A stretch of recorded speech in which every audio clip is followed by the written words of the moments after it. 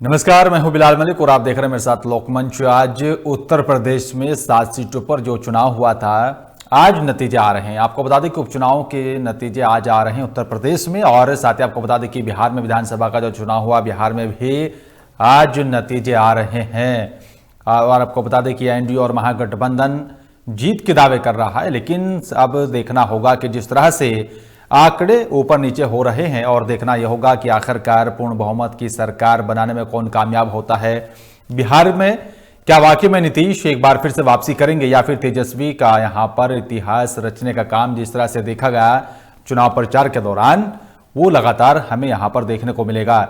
मध्य प्रदेश में उपचुनाव हुआ है, 28 सीटों पर उपचुनाव हुआ, वहां पर भी देखना होगा कि किस तरह से जनता का समर्थन यहां पर पार्टियों को मिला है। देखना यही होगा कि क्या वाकई में शिवराज सरकार बनी रहेगी या फिर कुछ उलटफेर होगा, क्योंकि सवाल यह भी है कि आखिरकार जिस तरह से मध्य प्रदेश में उपचुनाव हुआ और शिवराज सरकार को लेकर भी कई तरह से राजनीतिक विश्लेषक यहां पर यह चर्चा कर रहे हैं कि आखिरकार मध्य प्रदेश में देखना बड़ा दिलचस्प होगा कि यहां पर क्या वाकई में उपचुनाव जो हुआ है वो शिवराज सरकार के पक्ष में होगा, या फिर कांग्रेस जिस तरह से लगातार पूरी कोशिश कर रही थी वापसी करने की, उसमें कामयाबी मिलेगी। और बड़ा सवाल यह है कि उत्तर प्रदेश में 7 सीटों पर उपचुनाव हुआ, देखना होगा कि कौन वापसी कर रहा है।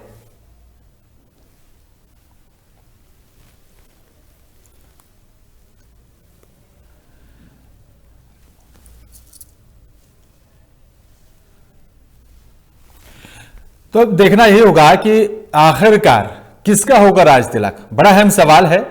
सवाल यही है कि आखिरकार कौन जीतेगा यूपी का चुनावी दंगल, बड़ा अहम सवाल है, क्योंकि आज नतीजे आ रहे हैं। देखना होगा सियासी जंग में किसका पलड़ा भारी रहेगा, कौन जीतकर वापसी करेगा, किसके सिर सजेगा उत्तर प्रदेश में 7 सीटों का ताज। बड़ा अहम सवाल है, यूपी उपचुनाव में कौन करेगा वापसी, क्योंकि जिस तरह से कांग्रेस, बसपा, सपा पूरी कोशिश के साथ जनता के बीच पहुंची और जनता का समर्थन हासिल करने की यहां पर कोशिश की जाती रही, लेकिन देखना यह भी होगा कि सत्ता पर विराजमान बीजेपी है, और क्या बीजेपी के जो है पक्ष में जनता का समर्थन यहां पर देखने को मिलेगा।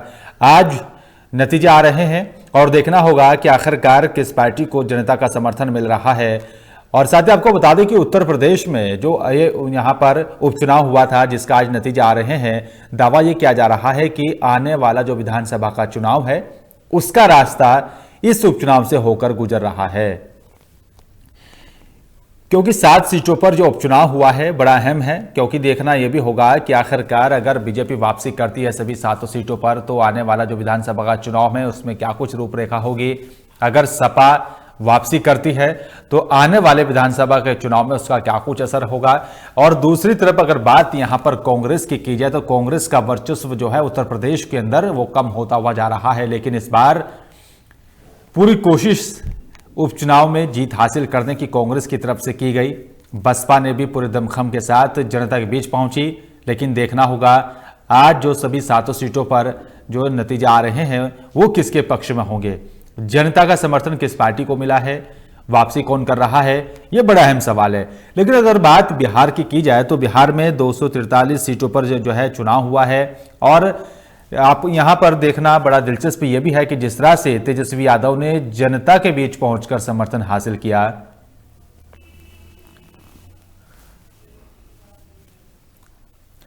तो वापसी कौन कर रहा है। मध्य प्रदेश में 28 सीटों पर उपचुनाव हुआ है, वहां पर भी नतीजे आ रहे हैं, लेकिन सवाल यह है कि उत्तर प्रदेश में 7 सीटों पर वापसी कौन कर रहा है। तो सीधा चलेंगे जौनपुर, जहां से राहुल हमारे संवाददाता मेरे साथ सीधा लाइव जुड़ रहे हैं। राहुल, क्या कुछ ताजा अपडेट है, आज नतीजे आ रहे हैं तो किस तरह से और क्या कुछ रुझान अभी तक देखने को मिल रहा है। जौनपुर जिले के मलनी विधानसभा चुनाव मतगणना अब शुरू हो गई है। इसमें पहले रुझान में सपा के प्रत्याशी लकी यादव 200 वोटों से आगे चल रहे हैं, तो कहीं न कहीं इस बार क्या सपा इस किले को बचा पाएगी। वहीं दूसरी सबसे बड़ी बात आपको बता दें कि 1962 के बाद से आज तक बीजेपी इस सीट पर कभी कब्जा नहीं पा पाई है, तो कहीं न कहीं इस बार बीजेपी इस सीट पर गेंदमारी की कोशिश करे, लेकिन अभी तक बीजेपी कहीं न कहीं पीछे जाती दिखाई दे रही है। दूसरी बड़ी बात आपको बता दें, उत्तर प्रदेश की जिन 7 सीटों पर चुनाव होना है, उन 7 सीटों पर 6 सीटों पर पहले से ही बीजेपी का कब्जा रहा है। एक सीट मलनी जो पूर्वांचल की सबसे हॉट सीट मानी जाती है, उस पर सपा का कचरा है। हम्म। और मैं बिलाल बिल्कुल। आपको बताना चाहूंगा जिन 7 लेकिन सीटों पर राहुल, अगर बात करें हम, जिस तरह से आज जो है 7 सीटों पर नतीजे आ रहे हैं, जौनपुर की अगर हम मल्हिनी सीट की बात करें तो यहां पर क्या कुछ माना जा रहा है, किसके बीच टक्कर रही और क्या कुछ देखने को मिलेगा, किस पार्टी की वापसी होगी, किसे जनाधार यहां पर मिल सकता है? बिलाल सबसे बड़ी बात,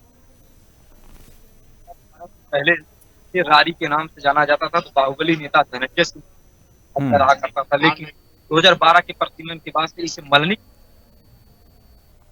उसके बाद से सपा का, हम्म। इस बार भी सपा और धनंजय सिंह में भी टक्कर देखने को मिलेगी, लेकिन हाल ही इस तरीके हम्म। से सपा 200 वोटों। बिल्कुल। लेकिन राहुल, अगर मतगणना स्थल की बात की जाए तो किस तरह से सुरक्षा व्यवस्था है, किस तरह की वहां पर रूपरेखा है, किस तरह से मतगणना हो रही है, विस्तार से हमारे दर्शकों को बताएं आप। सुरक्षा की बात, ये तो कहीं जवानों को रखा है, दूसरे गोले में पीएससी के जवानों को दूसरे गोले में जौनपुर के पुलिस बल को लगाया गया, काम किए गए हैं। सबसे बड़ा सवाल ये है, किसके सर पे ताज सजेगा मल्हनी विधानसभा का, की शुरुआत हो गई जल्द ही, किसके नया विधायक मल्हनी को मिलेगा। लेकिन आप बात करें बिलाल, जिस तरीके से भले ही सब अपना इस क्षेत्र को गढ़ मानती हूँ, लेकिन जिस तरीके से ये गांव में बसता है मल्हनी विधानसभा और चिकित्सा व्यवस्था, बिल्कुल। कहीं इस बार, लेकिन राहुल, अगर चुनाव प्रचार के दौरान की बात की जाए तो सबसे अहम क्या कुछ देखने को मिला, किस तरह से चुनाव लड़ा गया, क्या कुछ मुद्दे थे और सबसे भारी मुद्दा क्या कुछ रहा, सबसे खास बात क्या रही कि किस पार्टी को सबसे ज्यादा समर्थन मिला हो? प्रचार की फिलहाल बात करें तो सबसे ज्यादा अगर है मल्हनी विधानसभा भारतीय जनता पार्टी है। कई कद्दावर मंत्री विधायक, यहाँ तक कि सीएम भी 2 बार रैलियां जौनपुर करते हैं, तो कहीं बीजेपी जीत नहीं पाए, तो कहीं न कहीं के मुख्यमंत्री 2 बार जौनपुर की रैलियां कर चुके, तो कहीं न कहीं इस बार इस सीट को कब्जा करने की कोशिश की जा रही है। लेकिन हालांकि अभी बीजेपी तीसरे नंबर पे चल रही। हम 2017 की बात करें तो कहीं न कहीं बीजेपी चौथे पायदान पे थी और पारसनाथ यादव 20,000 के अधिक वोटों से जीते, तो कहीं न कहीं इस बार भी धनंजय बना सपा होगा। बिल्कुल। लेकिन राहुल, अगर इस सीट पर हम बात कर रहे हैं, निर्दलीय प्रत्याशी हैं जो कि पूर्व सांसद धनंजय सिंह, तो काफी टक्कर जो है वो सपा को दे रहे हैं। पिछली बार के चुनाव की बात की जाए तो सपा और जो है निर्दलीय प्रत्याशी में यहां पर टक्कर देखने को मिली थी। क्या ये आंकड़ा बदल सकता है इस बार?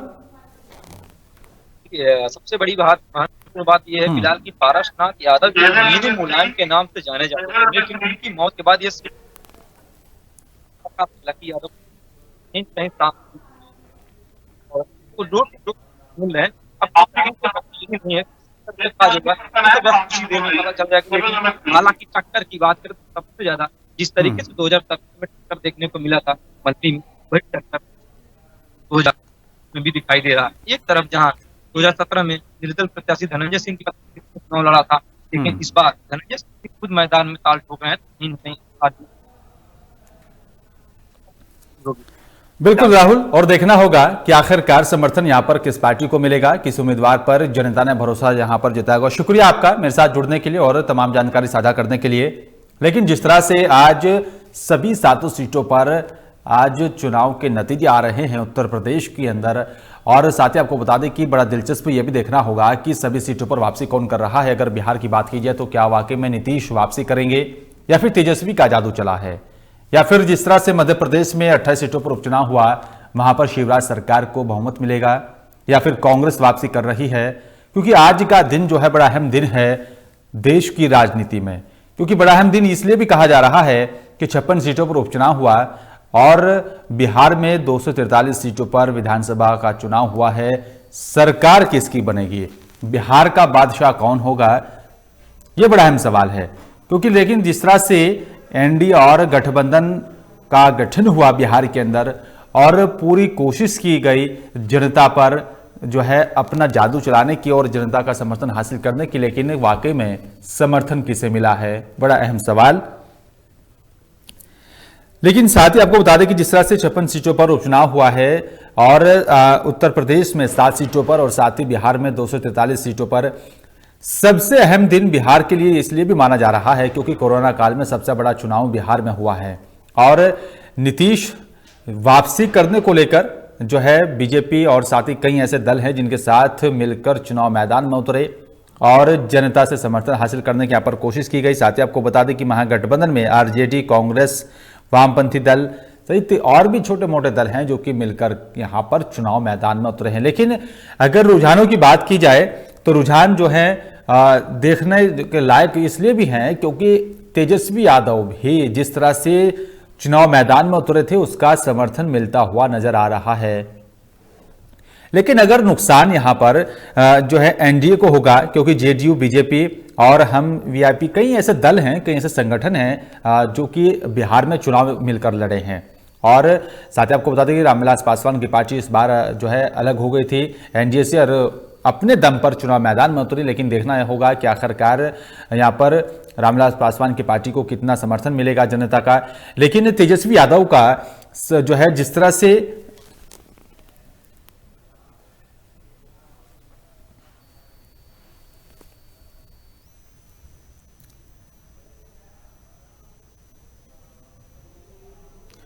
तो आज उत्तर प्रदेश में जो 7 सीटों पर उपचुनाव हो रहा है, ताजा अपडेट हम आप तक पहुंचा रहे हैं लगातार और लखनऊ से हमारे संवाददाता ने ताजा अपडेट आपके पास भेजी। आइए आपको सुनवाते क्या कुछ कह रहे हैं। यूपी में 7 विधानसभा सीटों पर उपचुनाव के फैसले आज आने वाले हैं, जिसको लेकर प्रत्याशियों की धड़कनें तेज हो गई है। ईवीएम में सभी प्रत्याशियों की किस्मत कैद हो गई थी। अब देखने वाली बात यह होगी कि जिस तरह से सपा, बसपा और भाजपा ने लगातार अपने प्रत्याशियों को जिताने के लिए एड़ी चोटी का जोर लगा दिया था, उनके हिस्से में क्या आएगा, किस पार्टी में जश्न का माहौल होगा, कहां मायूसी छाएगी, यह तो देखने वाली बात होगी। फिलहाल जिस तरह से उपचुनाव के फैसले पर लोगों की नज़रें गड़ी हुई है, उससे यही लग रहा है कि यह चुनाव का फैसला आने वाला 2022 के चुनाव की रूपरेखा तय करेगा और वही पार्टी आगे भी सूबे में अपना परचम लहराएगी। देखते रहिए सबसे सटीक और सबसे पहले खबर के लिए लोकमंच न्यूज़। मैं आसिफ बेग, लखनऊ। तय कर लिया था, मन बना लिया था जनता ने कि भारतीय जनता पार्टी का प्रत्याशी जीतेगा और आज तक भी चर्चा हो रही है कि अच्छे मतों से जीतेंगे हम। हमारी किसी पार्टी से टक्कर नहीं है, हम बहुत आगे हैं। अब ये तो वही जाने, इसमें तो मैं कुछ कह ही नहीं सकता। मैं बहुत अच्छे वोटों से जीत रहा हूँ, मैं अपनी बात कर रहा हूँ। तय कर लिया था, मन बना लिया था जनता ने कि भारतीय जनता पार्टी का प्रत्याशी जीतेगा और आज तक भी चर्चा हो रही है कि अच्छे मतों से जीतेंगे हम। हमारी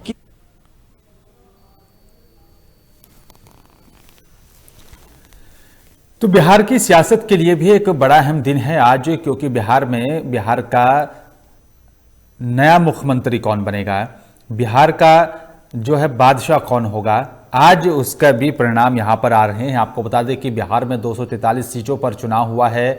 एनडीए की अगर बात की जाए तो एनडीए 96 सीटों पर आगे चल रहा है और अगर महागठबंधन की बात की जाए तो 101 सीटों पर आगे चल रहा है और अन्य 7 सीटों पर हैं। आपको यह भी बता दें कि जिस तरह से इस बार कोरोना काल में ये जो चुनाव हुआ है और इसको लेकर भी यहां पर कई समीकरण बदले हैं, जिसका नुकसान यहां पर जो है एनडीए को उठाना पड़ सकता है, क्योंकि एनडीए में यहां पर कई ऐसे राजनीतिक दल हैं जो कि चुनाव मिलकर जो है बिहार में लड़ रहे हैं। जेडीयू, बीजेपी, हम, वीआईपी सहित राजनीतिक दल जनता के बीच पहुंचे और तरह तरह के यहां पर जो है बयानबाजी कर जनता का समर्थन हासिल करने की कोशिश की। लेकिन अगर महागठबंधन की बात की जाए तो आरजेडी, कांग्रेस, वामपंथी दल सहित यहां पर राजनीतिक दल जो है वो जनता के बीच पहुंचे। महागठबंधन 101 सीटों पर अभी आगे चल रहा है, रुझान आने शुरू हो गए हैं। आपको हम अपडेट आप तक पहुंचा रहे हैं और साथ ही आपको बता दें कि एनडीए 96 सीटों पर आगे चल रहा है और अन्य 7 सीटों पर चल रहा है। और यूपी की उपचुनाव में जो आज नतीजे आ रहे हैं 7 सीटों पर, उसमें आपको बता दें कि बीजेपी 5 सीटों पर आगे चल रही है, सपा 2 सीटों पर, कांग्रेस, बसपा, आरएलडी का अभी खाता खुलता हुआ नजर नहीं आ रहा है। 7 सीटों पर उत्तर प्रदेश में उपचुनाव हुआ था और 7 सीटों पर अभी तक रुझानों में बीजेपी 5 सीटों पर और सपा 2 सीटों पर आगे चल रही है। और अगर मध्य प्रदेश की बात की जाए तो बीजेपी 17 सीटों पर और कांग्रेस 7 सीटों पर आगे चल रही है। लेकिन देखना होगा कि आखिरकार जनता का समर्थन यहाँ पर किस पार्टी को मिलेगा। देखना होगा मध्य प्रदेश में जो सीटों पर यहाँ पर जो चुनाव हुआ 28 सीटों पर कौन वापसी करेगा, और उत्तर प्रदेश में 7 सीटों पर जो उपचुनाव हुआ था उसके नतीजे आज यहाँ पर आ रहे हैं, उस पर कौन वापसी करेगा, बड़ा अहम सवाल है। बिहार में 243 सीटों पर जो चुनाव हुआ था, कौन सरकार बना रहा है, क्या चाचा वापसी करेंगे या फिर भतीजा एक बार फिर से पटखनी देकर चाचा को सत्ता पर काबिज होंगे, ये बड़ा अहम सवाल है। क्योंकि जिस तरह से कोरोना काल में जब एक दूसरे राज्य से लोग अपने गंतव्य को पहुंच रहे थे, तब उन्हें काफ़ी दिक्कतों का सामना करना पड़ा था, और खासकर बिहार राज्य के काफ़ी लोग जो हैं दूसरे प्रांतों में रहकर अपना वहां पर गुजर बसर करते, जीवन बसर के लिए वहां पर रोजी रोटी के लिए पहुंचते थे, लेकिन जब उनको वापसी करनी पड़ी तो काफ़ी कठिनाइयों का सामना करना पड़ा। तो उसके बाद जो चुनाव हुआ बिहार में, तो ये एक बड़ा वहां पर सवाल था कि जिस तरह से कोरोना काल में यहाँ पर समस्याओं का सामना लोगों को करना पड़ा, तो उसका जवाब जो है जनता सरकार को देगी। जनता अपने वोट के माध्यम से सरकार को उसका जवाब देगी, और वो देखने को भी मिला है। बिहार के अलग अलग शहरों में, अलग अलग गांव में इस तरह की चर्चाएं लगातार होती रही हैं कि कोरोना काल में जिस तरह से बिहार के लोगों के लिए जो है सरकार जो है संजीदगी से काम नहीं कर रही थी, लोगों को काफी दिक्कतों का सामना करना पड़ा था, तो उसका असर भी इस चुनाव में यहां पर देखने को मिला होगा। और पूरे कोरोना काल में जिस तरह से बिहार के लोगों को दिक्कतों का सामना करना पड़ा, दूसरे राज्यों से वापसी जब वो कर रहे थे बिहार आने के लिए, और उसी पूरे जो है समीकरण को लेकर भी जो है तेजस्वी यादव ने उसको बुझाने की कोशिश की है। लेकिन अगर बात उत्तर प्रदेश के उपचुनाव की जाए, तो जिस तरह से उपचुनाव में यहाँ पर जनता के बीच पार्टियां पहुंची और आज उसके नतीजे आ रहे हैं, किसके सिर सजेगा 7 सीटों को ताज। उत्तर प्रदेश में 7 सीटों पर जो है उपचुनाव हुआ था। यूपी उपचुनाव में कौन करेगा वापसी, क्योंकि बीजेपी, कांग्रेस, सपा, बसपा पूरी जिम्मेदारी के साथ जनता के बीच पहुंची, जनता का समर्थन हासिल करने की यहाँ पर कोशिश की गई। लेकिन अगर मध्य प्रदेश की बात की जाए तो शिवराज सरकार है और 28 सीटों पर उपचुनाव हुआ है, और देखना होगा कि आखिरकार 28 सीटों पर वापसी कौन कर रहा है, किस पार्टी को कितना जनाधार मिलेगा। अभी तक अगर रुझानों में बात की जाए तो बीजेपी 17 सीटों पर आगे चल रही है, कांग्रेस यहाँ पर 8 सीटों पर आगे चल रही है। आपको बता दें कि अगर उत्तर प्रदेश की बात की जाए तो बीजेपी 7 और सपा 2 सीटों पर आगे चल रही है। बिहार में एनडीए 99 सीटों पर और महागठबंधन 99 सीटों पर, तो ये बढ़त जो है लगातार देखी जा रही है, लगातार जो है अप डाउन हो रहा है, लगातार आंकड़े बदल रहे हैं, क्योंकि अभी रुझान आ रहे हैं, अभी फाइनल नहीं है लेकिन रुझान आने शुरू हो गए हैं। इन रुझानों में महागठबंधन 101 और एनडीए 99 सीटों पर चल रहा है। लेकिन देखना यही होगा कि धीरे धीरे समीकरण बदलेंगे और किस पार्टी को यहां पर समर्थन मिलेगा, यह बड़ा अहम सवाल है। लेकिन उत्तर प्रदेश में भी उपचुनाव को लेकर जो है सभी राजनीतिक पार्टियों की जो है निगाहें आज के नतीजों पर लगी हुई हैं, क्योंकि 2022 में जो विधानसभा का चुनाव होगा, उस चुनाव में इस विधानसभा उपचुनाव की काफी अहमियत जो है देखी जा रही है। दावा ये किया जा रहा है कि जो भी यहां पर इस विधानसभा उपचुनाव को जीतेगा, उसके लिए आसान होगा रास्ता तय करना विधानसभा का, क्योंकि 2022 में उत्तर प्रदेश में विधानसभा चुनाव होने हैं। उसको देखकर ही यहाँ पर सभी पार्टियों ने अपनी कड़ी मेहनत के साथ जनता के बीच पहुंची थी और जनता का समर्थन हासिल करने की यहाँ पर कोशिश की गई थी। अब देखना होगा कि आखिरकार सभी 7 सीटों पर किसका सत्ता चला है, किसको यहाँ पर पार्टी के यहाँ पर समर्थन मिलेगा। और अब ये भी सवाल है कि आखिरकार जिस तरह से बीजेपी 5 सीटों पर और सपा 2 सीटों पर आगे चल रही है, कांग्रेस, बसपा, आरएलडी अभी खाता खोलती हुई नजर नहीं आ रही है। लेकिन अभी वक्त है, अभी रुझान आ रहे हैं, देखना होगा कि आगे चलकर क्या होता है। शाम तक ये समीकरण किस तरफ बदलेंगे, किस पार्टी को समर्थन मिलेगा, ये देखना होगा। लेकिन अभी तक के रुझानों में उत्तर प्रदेश में जो 7 सीटों पर चुनाव हुआ था, उसमें बीजेपी 5 सीटों पर और सपा 2 सीटों पर आगे चल रही है। और अगर बिहार की बात की जाए तो बिहार में आंकड़ा जो है वो बदल रहा है। एनडीए 99 सीटों पर है और महागठबंधन 101 सीटों पर अभी आगे चल रहा है। और अन्य की अगर बात की जाए तो 7 सीटों पर जो है यहाँ पर अभी आगे चल रहा है। लेकिन बिहार की जनता के लिए भी आज का दिन काफ़ी अहम रहने वाला है और देखना यही होगा कि क्या वाकई में नीतीश एक बार फिर से वापसी कर रहे हैं, क्या वाकई में महागठबंधन को जनता का समर्थन मिला है। क्योंकि महागठबंधन जिस तरह से आरजेडी, कांग्रेस, वामपंथी दल सहित चुनाव मैदान में उतरे और तेजस्वी यादव ने इस पूरे कोरोना काल को भुनाने की कोशिश की है, जनता पर इस तरह से छाप छोड़ने की कोशिश की गई कि वो जनता के यहाँ पर हिमायती हैं, लेकिन जब जब चुनाव आता है नेता अपने तरीके से अपनी बयानबाजी करते हैं, अपनी जो सियासी ज़मीन है उसको पक्का करने की कोशिश करते हैं। लेकिन एनडीए में भी जिस तरह से बीजेपी के यहाँ पर शीर्ष नेता चुनावी मैदान में उतरे थे और प्रधानमंत्री नरेंद्र मोदी ने कई चुनावी जनसभा को संबोधित किया था, कई बीजेपी के बड़े नेता चुनावी जनसभा में उतरे थे और साथ ही आपको बता दें कि जिस तरह से बिहार में वापसी करने को लेकर पूरा एनडीए तत्परता के साथ चुनावी मैदान में उतरा था, लेकिन उसका कितना असर जो है जनता पर हुआ है, क्योंकि कोरोना के वक्त जो परेशानियां लोगों को हुई थी उसको भी नहीं भुलाया जा सकता। लोगों के सामने वो भी कई सवाल थे और उन्हीं सवालों को ध्यान में रखते हुए जनता ने अपना बहुमत दिया होगा।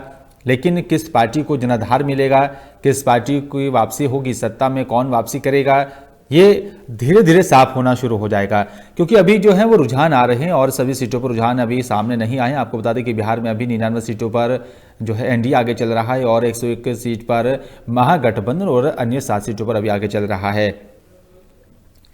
लेकिन यूपी की अगर बात की जाए, यूपी में 7 सीटों पर जो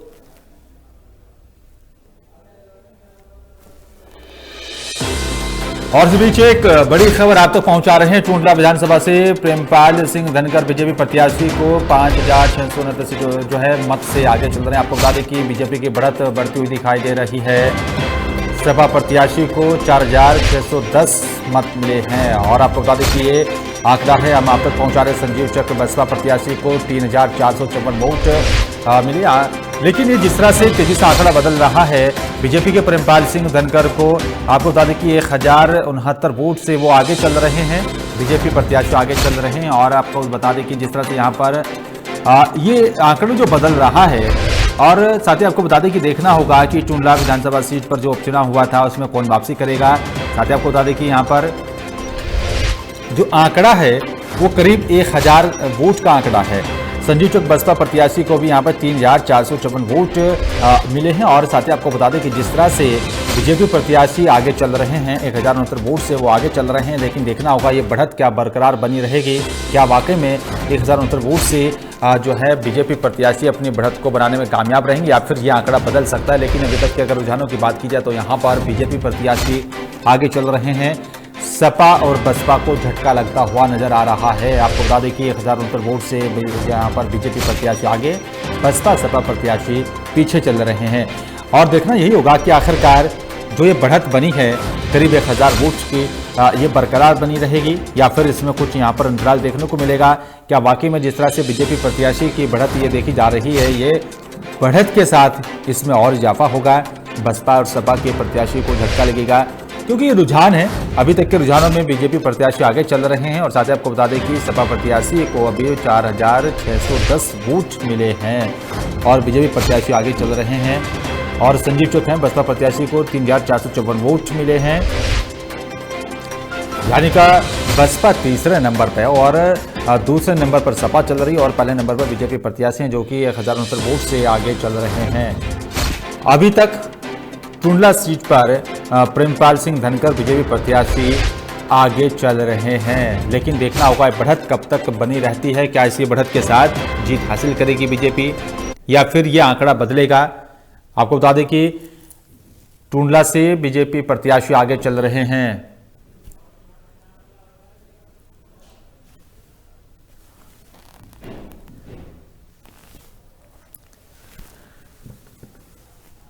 तो बीजेपी प्रत्याशी हैं जो कि फिरोजाबाद में टूंडला विधानसभा पर उपचुनाव हुआ था, वहां से आगे चल रहे हैं। साथ ही आपको बता दें कि ये बढ़त कब तक बनी रहेगी या फिर इसी बढ़त के साथ जीत हासिल करेगी बीजेपी या फिर ये आंकड़ा बदलेगा, क्योंकि अभी रुझान है और ये अंतराल जो है 1,069 वोट का है, क्योंकि ये ऊपर नीचे हो सकता है। लेकिन बसपा और सपा को झटका लगता हुआ नजर आ रहा है टूंडला विधानसभा क्षेत्र में, क्योंकि जनता का समर्थन यहाँ पर किस पार्टी को मिलेगा ये तो देखना होगा। लेकिन अभी तक के रुझानों की अगर हम बात करें, बीजेपी प्रत्याशी आगे चल रहे हैं और बसपा तीसरे नंबर पर जाती हुई नजर आ रही है, सपा दूसरे नंबर पर और बीजेपी पहले स्थान पर बरकरार बनी हुई है। 1,069 वोट से आगे चल रहे हैं बीजेपी प्रत्याशी। लेकिन देखना होगा कि ये बरकरार जो है बढ़त बनी रहेगी या फिर इसमें कुछ बदलाव होंगे, क्योंकि अभी गिनती चल रही है और देखना होगा कि क्या इसी बढ़त के साथ बीजेपी प्रत्याशी आगे बढ़ते रहेंगे।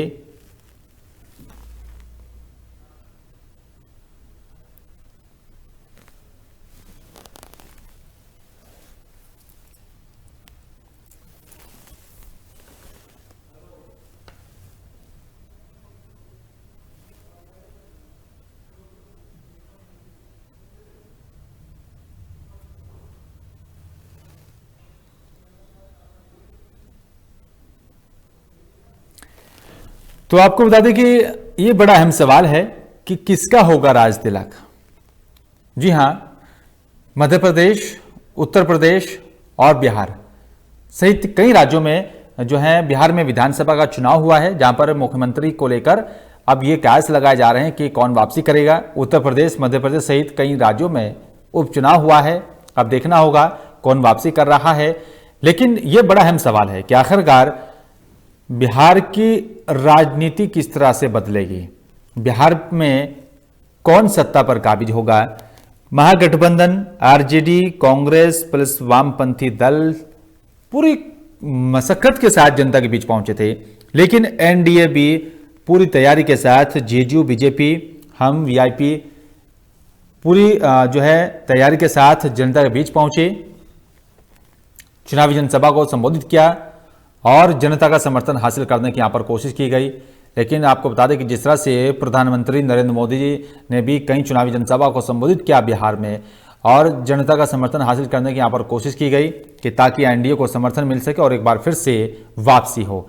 लेकिन जिस तरह से आरजेडी, कांग्रेस, वामपंथी दल भी पूरी यहां पर कड़ी मेहनत से, पूरी तैयारी से जनता के बीच पहुंचे और सरकार के खिलाफ मुद्दों को उठाया, सरकार की जन विरोधी नीतियों को जनता तक पहुंचाने का काम किया, तो उसका कितना असर हुआ होगा। कोरोना काल में जो परेशानियां थी उसको भुनाने की कोशिश यहां पर महागठबंधन ने की, उसका कितना असर हुआ होगा,